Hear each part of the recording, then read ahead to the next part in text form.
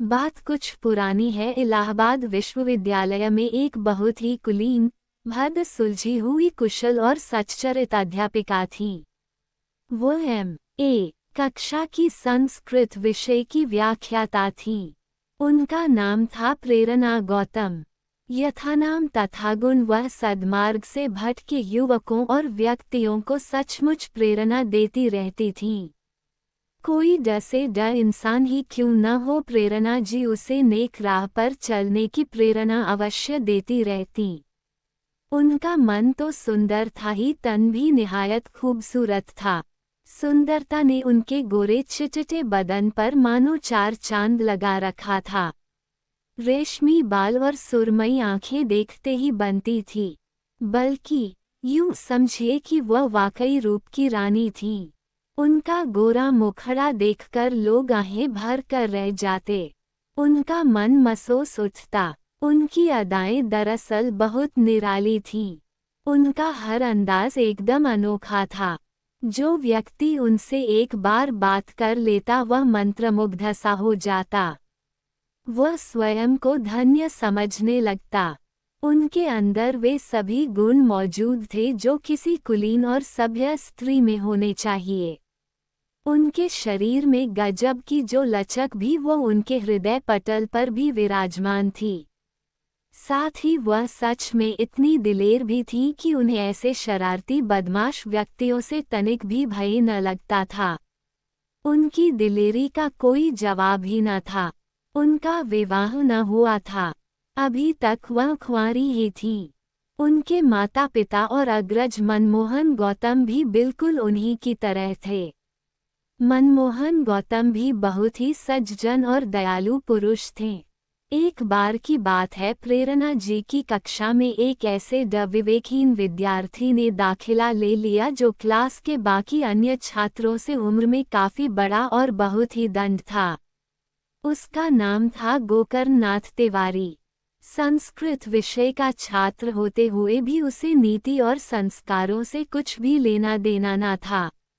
बड़ा ही मनचला और दिलफेक युवक था।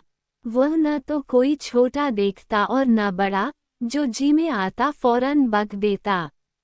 उसे किसी का डर तो था नहीं, अतः बोलने से पहले उसके परिणाम के विषय में तनिक भी विचार न करता था।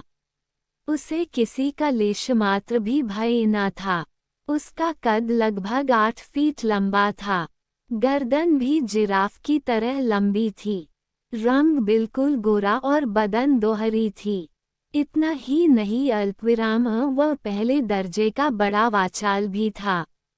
आयु कुछ अधिक हो जाने से अपनी उम्र से काफी कम उम्र के विद्यार्थियों के साथ बैठकर पढ़ने में उसका मन न लगता था। संस्कार उसे छू भी न गया था। वह इतना शरारती था कि कक्षा में हरदम इधर उधर ताक झांक किया करता था। कभी किसी बाला को घूर घूर कर निहारने लगता तो कभी किसी हसीन युवा अध्यापिका को। गोकर्ण को कॉलेज में दाखिला लिए अभी कुछ ही दिन हुए थे कि एक दिन उसकी निगाह अचानक प्रेरणा जी पर पड़ गई। वो उन्हें देखते ही अपनी सुध बुध खो बैठा।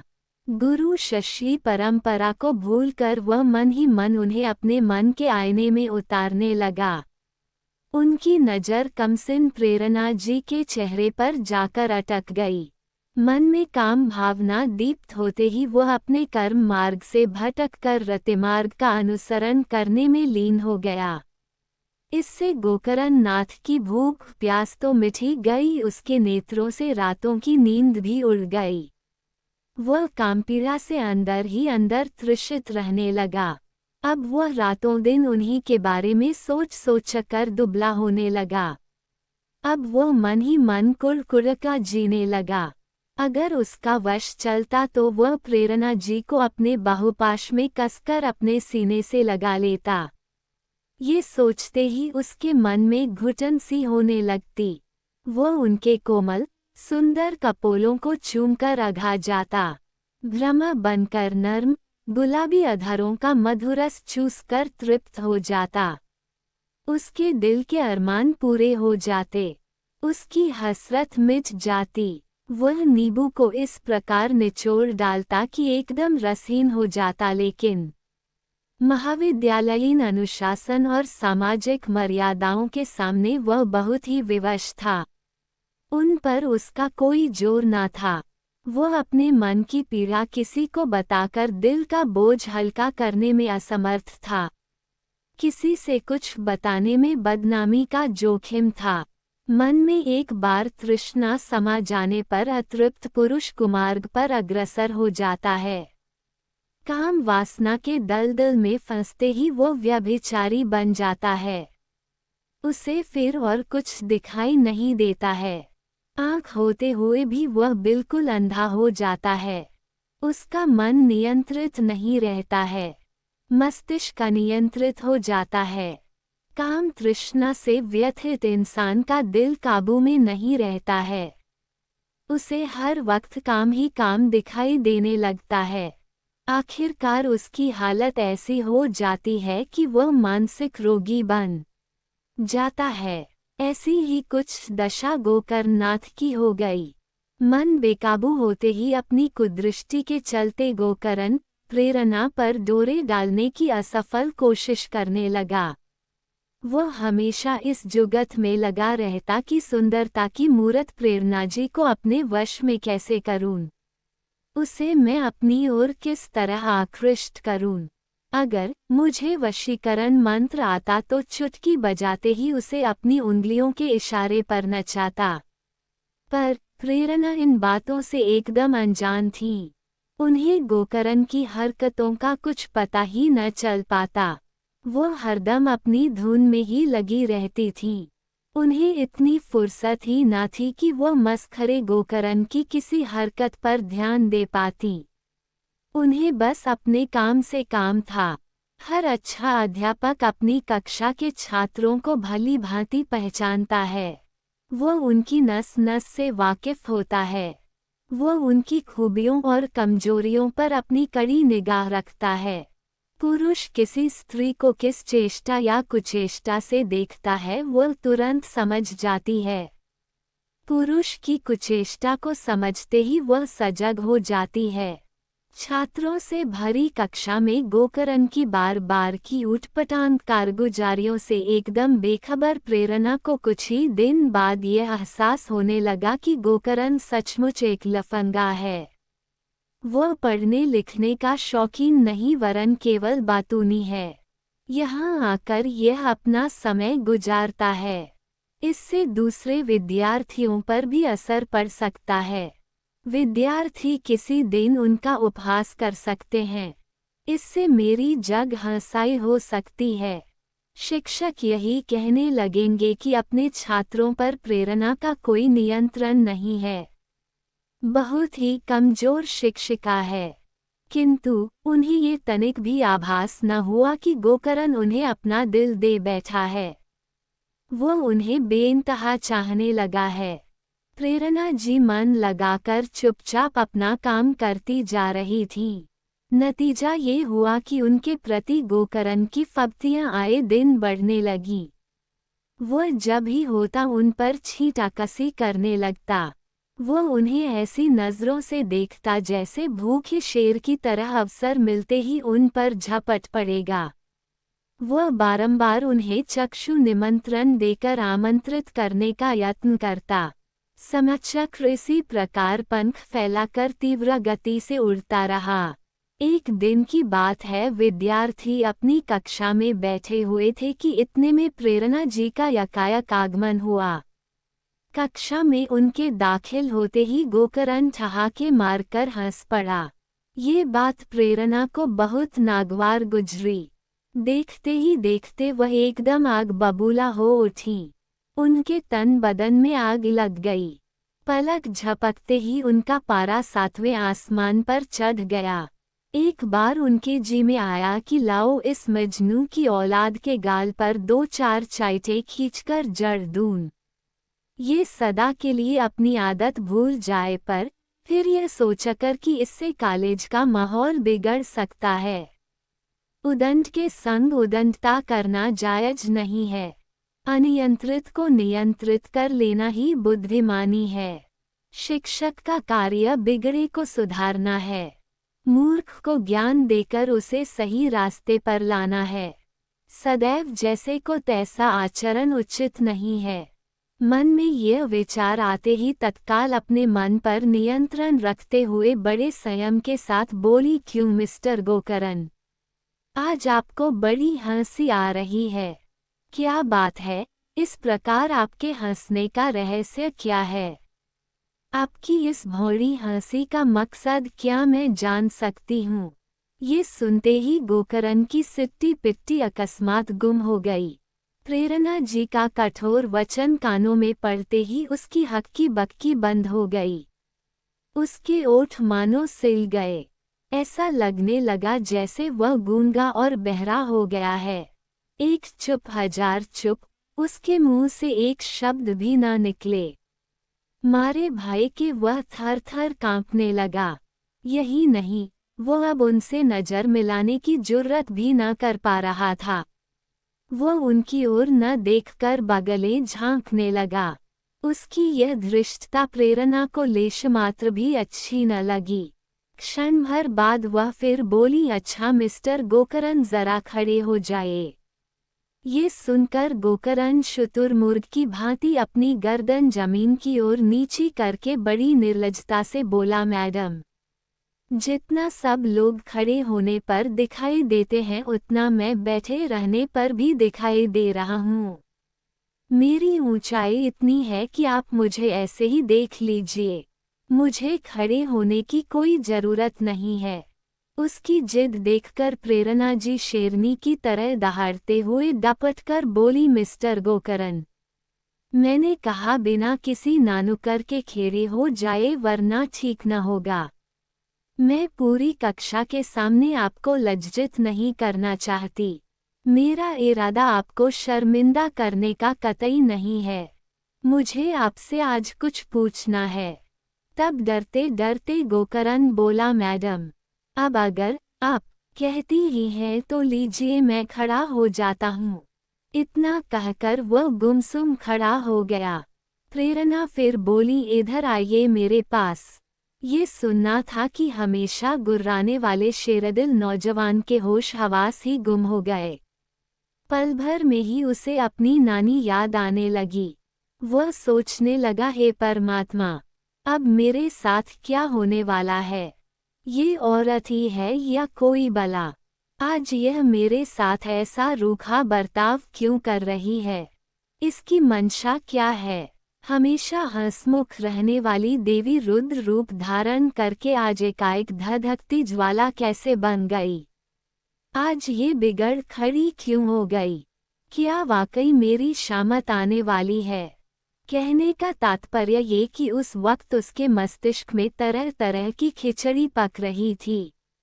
वह दुविधा का शिकार हो गया। वह प्रेरणा को कभी जीवनदायिनी अपनी प्रेयसी समझने लगता तो कभी साक्षात मृत्युदायिनी रणचंडी। उसका कलेजा मारे भय के कभी कांप उठता तो कभी सोचने लगता कि लगता है अब चिड़िया शायद मेरे बुने जाल में फंसने वाली है। ईश्वर की मर्जी से मेरी दाल अब गलती हुई नजर आ रही है। यदि एक बार यह मेरे जाल में उलझ गई तो आजीवन मुक्त न हो पाएगी। मौका मिलते ही इसका सारा गुरूर तोड़कर चकनाचूर कर दूंगा। ये हमेशा हमेशा के लिए मेरी हो जाएगी। मेरी दासी बनकर छटपटाती ही रहेगी। मैं इसके दिल पर बेखटके खुलकर राज करूंगा। इसका रूप रंग सब मेरा हो जाएगा। ये सोचता हुआ गोकरण जैसे तैसे प्रेरणा के निकट पहुंचा। तब तक प्रेरणा जी ने कड़क आवाज में पूछा, गोकरण, क्या माजरा है? आपका मन पढ़ाई में क्यों नहीं लगता है? ये सुनकर गोकरण लज्जा का अनुभव करते हुए बोला, मैडम, सच बात यह है कि मेरा बाप इलाके का एक एडवर्टाइजमेंट कुख्यात गुंडा और बदमाश था। बल्कि ये कहिए कि वह एक डाकू था। वह लोगों के घरों में डकैती डालता था। उसे हमें पढ़ाने लिखाने की तनिक भी फिक्र न थी। पढ़ाई लिखाई को वह सदैव व्यर्थ समझता था। वो एक लंबी सांस लेकर बोला, मैडम, काफी समय बाद लूटपाट का जीवन त्याग कर सुधरने पर उसे किसी तरह हम भाई बहनों को पढ़ाने लिखाने की सुध आई। तक हमारी उम्र ज्यादा हो चुकी थी। आप देख ही रही हैं, मेरी अन्य सहपाठी मुझसे उम्र में बहुत छोटे हैं। ऐसी स्थिति में इनके बीच बैठकर पढ़ना लिखना मेरे वश की बात नहीं है। मुझे लज्जा महसूस होती है। अब यह मेरी नौकरी करने की उम्र है, पढ़ने लिखने की नहीं। अब आप ही बताएं, मेरा मन पढ़ाई में कैसे लग सकता है। गोकर्ण की व्यथा सुनते ही प्रेरणाजी शांत मन से बोली, अच्छा, अगर ऐसी ही बात है तो कहीं जाकर नौकरी कीजिए। नाहक ही अध्ययन में अपना कीमती समय इस प्रकार क्यों बर्बाद कर रहे हैं। दूसरी बात ये बताइए कि क्या हर कक्षा में आप अक्सर ऐसा ही करते हैं। ये सुनते ही गोकर्ण ने मुस्कराकर कहा, मैडम, बाकी कक्षाओं में भला ऐसी हसीन चीजें कहाँ है जैसी इसमें हैं। एक बात और, आजकल कोई नौकरी इतनी आसानी से मिलती ही कहाँ है। देश में मेरे जैसे न जाने कितने शिक्षित अभागे युवक बेरोजगार बनकर दर बदर की खाक छानने को विवश हैं। आज उन्हें कोई पूछता भी नहीं है। ऐसे में मायूस होकर वे नाना प्रकार के अपराध करने पर आमादा हैं। पढ़ लिखकर कृषि कार्य में ही हाड़तोड़ मेहनत करनी है तो शिक्षा दीक्षा का क्या अर्थ रह जाता है। शिक्षा संस्कार की जननी है। वह सबको संस्कार देकर योग्य और काबिल बनाती है। तब प्रेरणा जी गोकर्ण के व्यंग्यमय तर्कों को अनसुनी करते हुए उदारतापूर्वक बोली, चिंता मत कीजिए। यदि आप नौकरी करने के ही इतने प्रबल इच्छुक हैं तो मैं आपको वचन देती हूँ कि आपको नौकरी मैं दिलाऊंगी। चोर की दाढ़ी में तिनका होता ही है। गोकर्ण अब भी दुविधाग्रस्त ही था।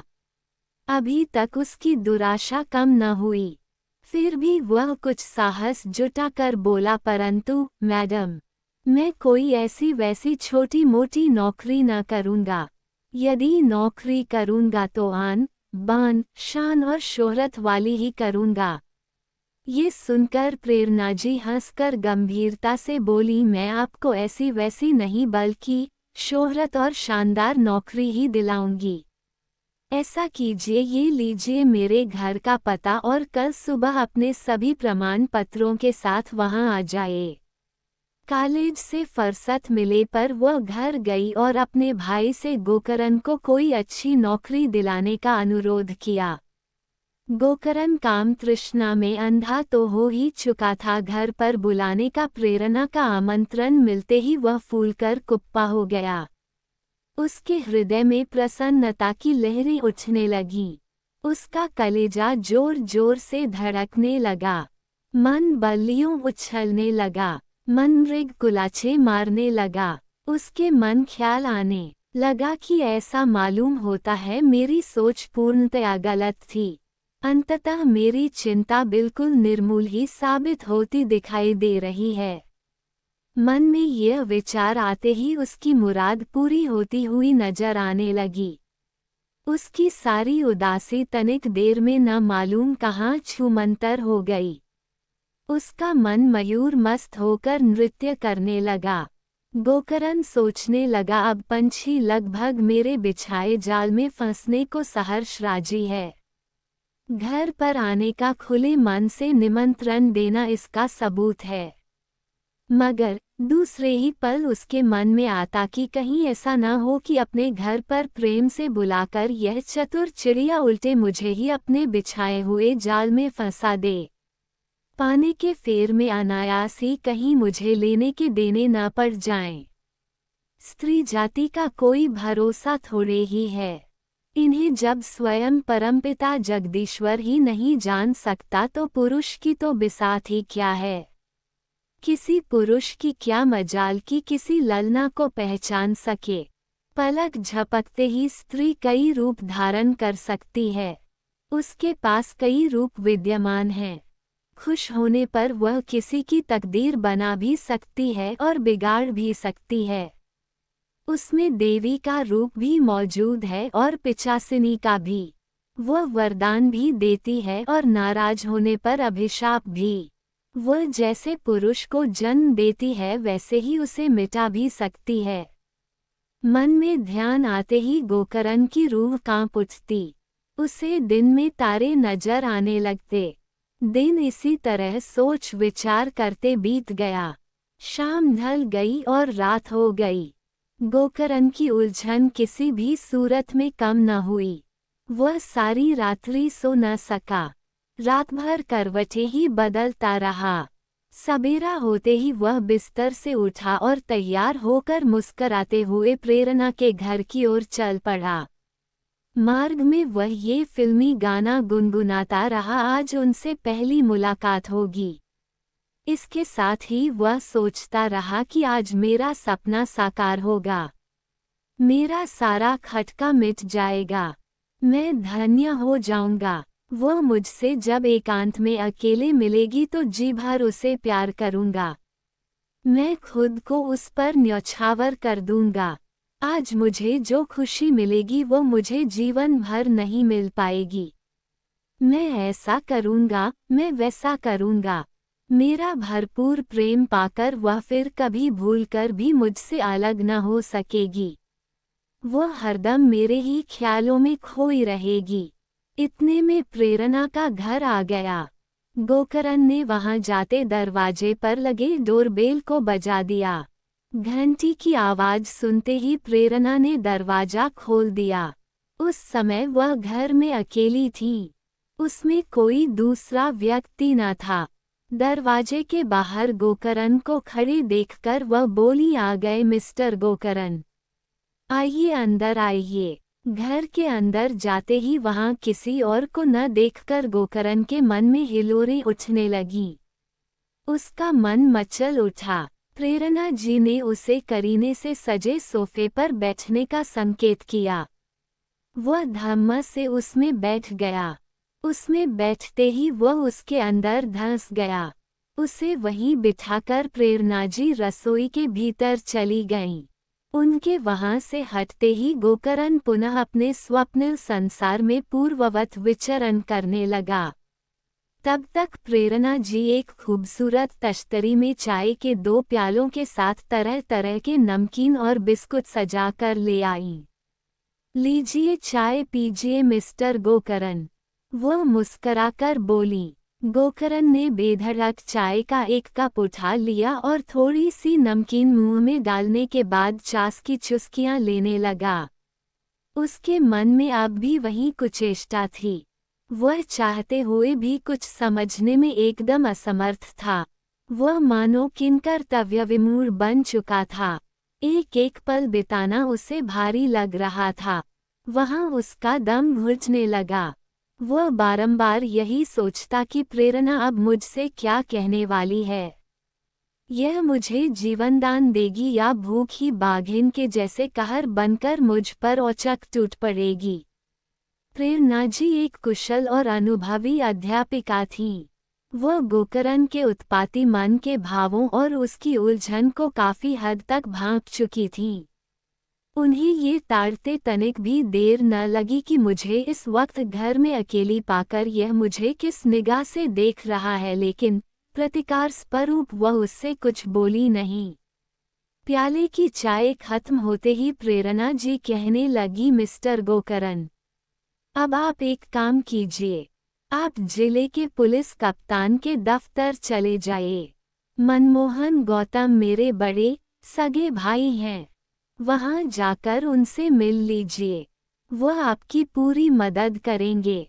आपको नौकरी मिल जाएगी। आपका सारा खटका मिट जाएगा। आपकी परेशानी हमेशा के लिए दूर हो जाएगी। ये सुनते ही मारे दहशत के गोकर्ण का कलेजा थर्रा उठा। वह मन ही मन सोचने लगा कि लगता है यह अब अपने असली रूप में आ गई है। यह मुझे पुलिस के पास भेजकर काल कोठरी में भिजवाने का इंतजाम कर चुकी है। अब यह मुझे हर हाल में जेल भिजवा कर ही रहेगी। आज इसने मुझे कैसे संकट में डाल दिया।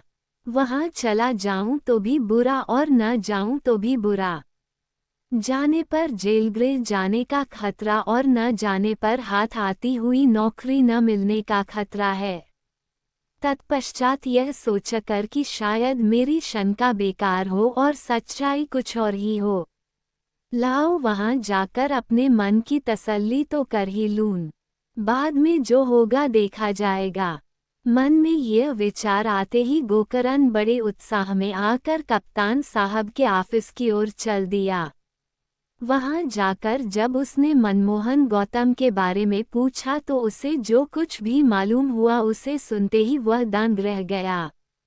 मनमोहन गौतम ही पुलिस कप्तान है ये जानकर उसे बड़ा ताज्जुब हुआ। उसके हाथों के ताते उड़ गए। वह भौचक्का सा होकर दांतों तले उंगली दबा लिया। उसका माथा ठनकने लगा। उसकी समझ में न आ रहा कि अब क्या करूं। तभी उसके मन में आया कि वास्तव में अब जान की खैरियत नहीं है। मैं कितना बदनसीब हूं कि कड़ाही से निकलकर चूल्हे में आ गिरा। यह आदमी पुलिस वाला तो है ही, प्रेरणा का सगा भाई भी है। यह आज मुझे जिंदा न छोड़ेगा। मेरी मति मारी गई थी जो स्वयं ही चलकर शेर की मांद में आ पहुंचा। इसके बावजूद नौकरी पाने की लालच में गोकर्ण कुछ हिम्मत करके कप्तान साहब के पास जाकर बड़े अदब से हकलाते हुए नमस्ते सर कहकर बोला, जी मेरा नाम गोकर्ण नाथ है। मुझे आपके पास प्रेरणा मैडम ने भेजा है। अरे भाई, इतना भयभीत क्यों हो रहे हैं? कप्तान साहब ने हंसकर पूछा। अगर ऐसे ही घबराएंगे तो पुलिस की नौकरी कैसे करेंगे? इतना कहकर तदंतर उन्होंने अपनी मेज की दराज से दरोगा की भर्ती के लिए एक फॉर्म निकालकर उसकी ओर बढ़ाते हुए बोले, इसे सही सही भरकर अपनी समस्त संदों की छाया प्रति लगाकर अभी मुझे दीजिए। ध्यान रहे इसमें कोई काटपीट न होने पाए। फॉर्म हाथ में आते ही गोकर्ण ने फौरन भरकर उसे कप्तान साहब के हाथ में थमा दिया। तब गौतम जी मुस्कराकर बोले, अब आप बेफिक्र घर जाइए। आपके घर चिट्ठी पहुंच जाएगी। भर्ती के दिन समय से आ जाएगा। अब समझिए कि आपकी नौकरी पक्की हो गई। हम आपको दरोगा बनाएंगे। इससे आपकी जिंदगी में खुशहाली छा जाएगी। गौतम बाबू को धन्यवाद देकर गोकर्ण ने अपने घर की राह पकड़ ली, किंतु उसकी अंतरात्मा कचोट उठी। अपनी घटिया मानसिकता और तुच्छ सोच पर उसे अपार दुख हुआ। अगले ही रोज कॉलेज में जाकर अपराधबोध मन से सबके सामने ही उसने प्रेरणा जी से माफी मांगते हुए कहा, विशाल हृदया देवी, इस बदकिस्मत को क्षमा कर दीजिए। आप सचमुच कितनी महान हैं। मैं आपको क्या से क्या समझता रहा और आप क्या निकली। मैं आप पर सदैव बुरी निगाह ही रखता रहा। आप जैसी सुशीला और पवित्र आत्मा वाली नेक स्त्री चिराग लेकर ढूंढने पर भी इस दुनिया में न मिलेगी। उसकी पीड़ा देखकर प्रेरणा जी बोली, गोकर्णनाथ, अगर मैं तुम्हारी अनशंत बातों पर ध्यान देती तो तुम्हारे जैसे बिगड़ेल छोकरों का सुधार कैसे होता। देर आयद दुरुस्त आयद, अपनी भूल का एहसास होने पर तुमने अपने अंदर छिपे शैतान को मार दिया। इससे बढ़कर मेरे लिए दूसरी खुशी और क्या होगी। अब तुम निश्चिंत होकर घर जाओ। अंत में एक पखवाड़े बाद ही गोकर्णनाथ को दरोगा की नौकरी मिल गई। ट्रेनिंग के बाद उन्हें दरोगा बना दिए गए। गोकर्ण को सारी झंझटों से छुटकारा मिल गया। पर नौकरी मिलते ही गोकर्ण को प्रेरणा जी के साथ अपनाए गए बचकाने और व्यवहार पर बड़ी शर्मिंदगी महसूस हुई। अपने कर्मों पर बड़ा पश्चाताप हुआ। दरोगा जी का हृदय आत्मग्लानि से भर उठा। प्रेरणा ने उन्हें ऐसी प्रेरणा दी कि उस दिन से उन्होंने फिर किसी सुंदरी को न छेड़ने की कसम खा ली। कहानी पढ़ने के लिए हमें सब्सक्राइब करें। Kanpur story dairy. Thanks for watching.